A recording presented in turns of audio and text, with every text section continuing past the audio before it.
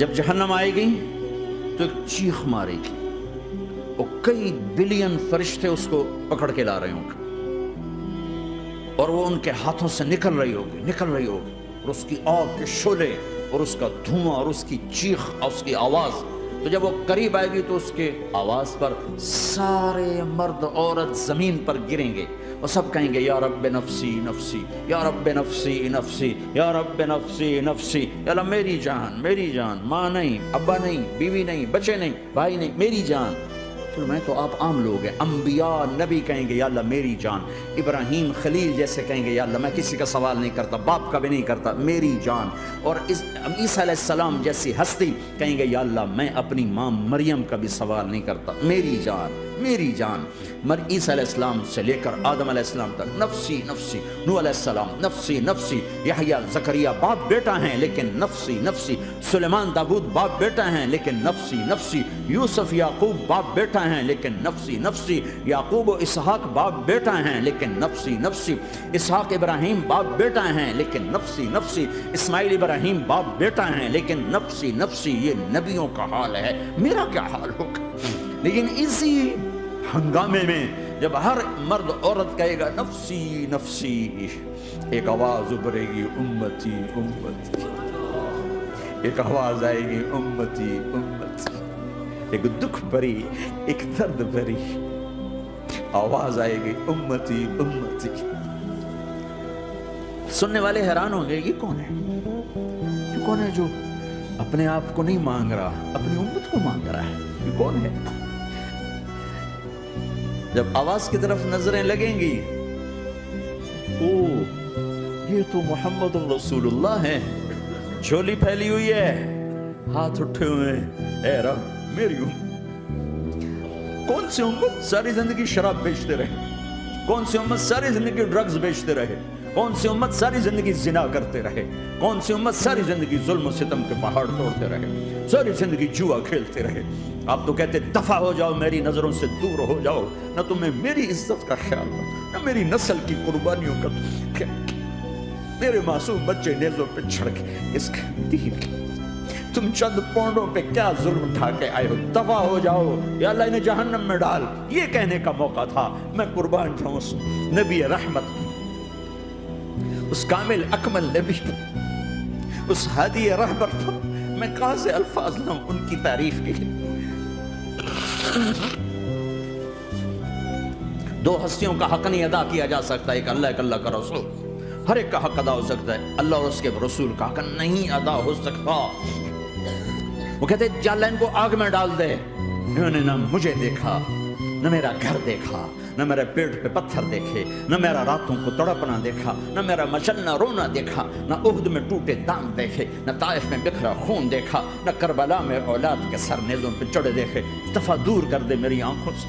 میں قربان جاؤں اس نبی رحمت پر. کہہ رہے ہیں یا اللہ میری امت، یا اللہ میری امت، یا اللہ میری امت، یا اللہ میری امت. نہ یہاں بھلایا نہ وہاں بھلایا. آپ کے لیے ممبر آئے گا، میرے حبیب بیٹھو. آپ کہیں گے اب مجھے خیال آئے گا اگر میں بیٹھا تو یہ مجھے لے کے جنت میں نہ چلا جائے. اور تو اللہ کہہ رہا بیٹھو، تو میں کیا کروں گا؟ میں خود زمین پہ کھڑا رہوں گا، ممبر پہ ہاتھ رکھ دوں گا. کہ اللہ تیری مان لی، میں ہاتھ رکھا ہوا ہے، لیکن میں بیٹھوں گا نہیں کہ میں اپنی امت کا آخری حساب کروا کے جاؤں گا. ایسے نہیں جاؤں گا. آؤ بھائی، ہمارا نیا سال ہمارا سال تو محرم سے شروع ہوتا ہے. ویسے تو جنوری بھی اللہ کا، محرم بھی اللہ کا. سورج اللہ نے بنایا تو جنوری فروری بھی اللہ کا، اور چاند اللہ نے بنایا تو محرم ربیع الاول بھی اللہ تعالیٰ کا. دونوں ہی اللہ کے ہیں. کسی نے یہ لے لیا، کسی نے وہ لے لیا. ہم نے چونکہ چاند کا کیلنڈر بنایا تو ہمارا تو اب سال شروع ہو رہا ہے. ہمارا تو نیو ایئر اب ہے. ہمارا نیو ایئر رونے سے شروع ہوتا ہے. کیسا اللہ نے نظام بنایا. کسی اور مہینے میں یہ واقعہ ہو جاتا نہیں. سال کے شروع میں یہ واقعہ رکھا ہے کہ ہر ایک کو پتا چلے کہ ہاں نیا سال خوشی منانے کے لیے نہیں ہوتا. نیا سال آخرت کی تیاری کے لیے ہوتا ہے. کہ ایک سال چلا گیا، ایک سال اور زندگی سے نکل گیا، اور بھی جلدی سے اللہ کو راضی کرنے کا کوئی کام کرنے کو، توبہ کرنے کو، اللہ کو راضی کر لیں.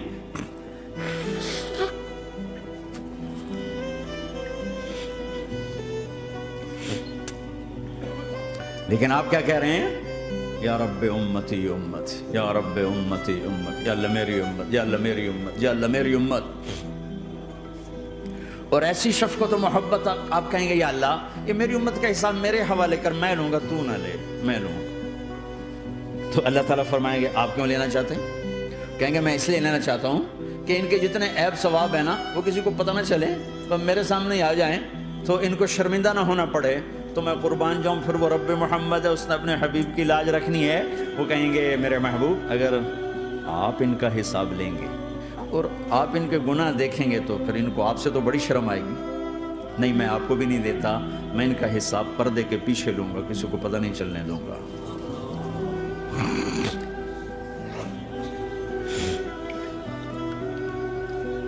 اتنی بڑی ہستی، اور آگے دیکھو طائف میں پتھر پڑ رہے ہیں اور ہر قدم پہ پتھر پڑتے ہیں، یہاں تک کہ ایک دم پتھر پڑنے سے تو خون نہیں نکلتا. پتھر کون سا کوئی تیر ہوتا ہے؟ پتھر تو پتھر، لیکن اتنے پتھر پڑے پنڈلیوں کے اوپر کے پھٹ گئیں، ان سے خون نکلتے نکلتے نکلتے جو جوتا تھا پاؤں میں ایسے ساتھ ایسے چپک گئے.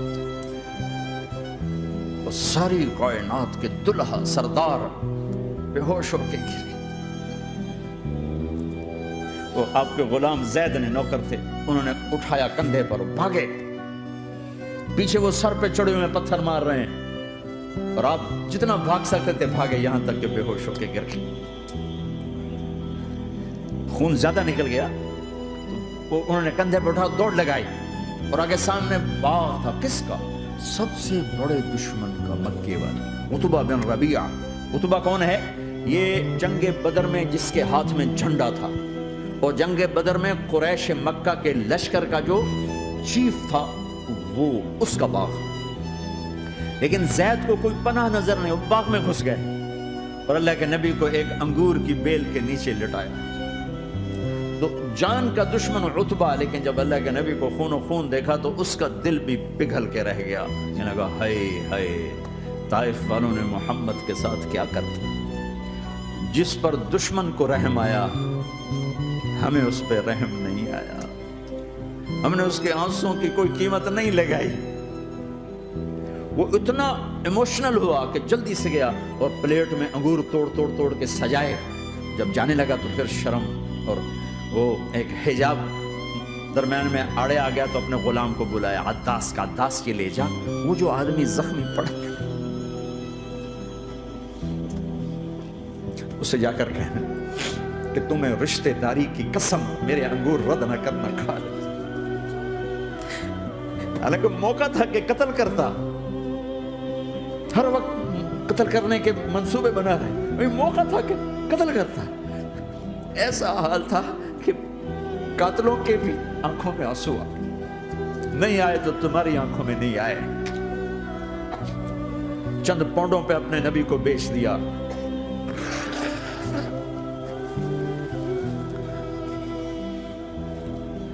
کہنے کا عداس یہ لے جا، وہ جو آدمی لیٹر پڑا، اسے کہنا تمہیں رشتہ داری کی قسم دیتا ہوں میرے انگور رد نہ کرنا کھا.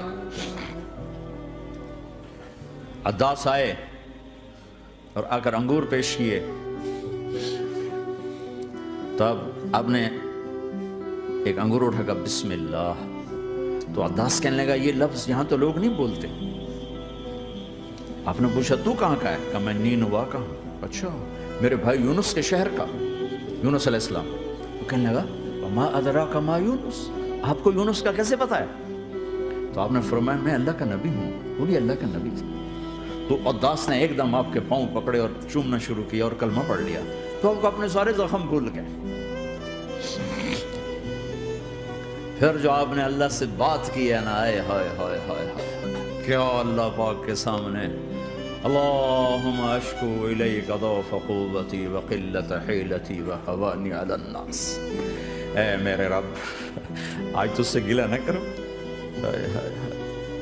آج تجھ سے گلہ نہ کرو. تو نے مجھے کن کے حوالے کر دی،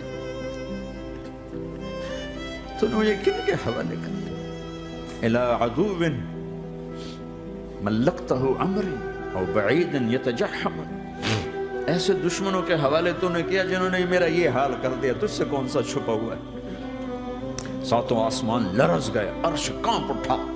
وہ جبریل فرشتے کو لے کر ایک سیکنڈ کے کروڑویں حصے میں حاضر، یا رسول اللہ حکم فرمائیں، اطبق علیہم الاخشبین، یہ دو پہاڑ اٹھاؤں گا اور یوں ایسے چکی کی طرح یوں کر دوں گا۔ نبی رحمت، نبی رحمت، نبی رحمت۔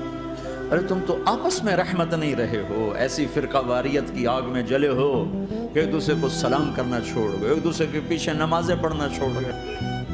اور جاؤ پاکستان میں دیکھو ایک دوسرے کے خون کے پیسے پھر رہے ہیں۔ یہ کون سی امت ہے؟ یہ کون سا اسلام ہے؟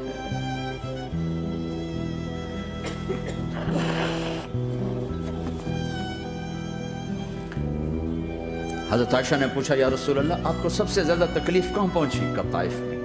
طائف میں 23 برس میں سب سے زیادہ تکلیف کہاں پہنچی؟ فرمایا طائف میں۔ جنہوں نے اتنی زیادہ تکلیف پہنچائی تھی ان سے بدلہ لینے کا وقت آ گیا ہے، اور فرشتہ حاضر ہے، اللہ کی منشا شامل ہے، کر دوں؟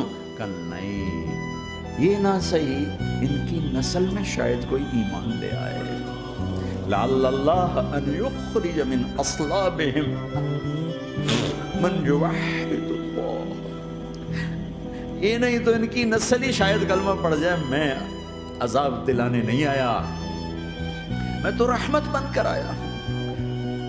ما بعثت لعانا، میں لان تان کرنے نہیں آیا، انما بعثت رحمتا، میں تو رحمت بن کے آیا۔ اب ممبر پہ بیٹھنے والے لانتے برسا رہے ہیں اپنوں پر۔ امت بنو، مسلمان بنو۔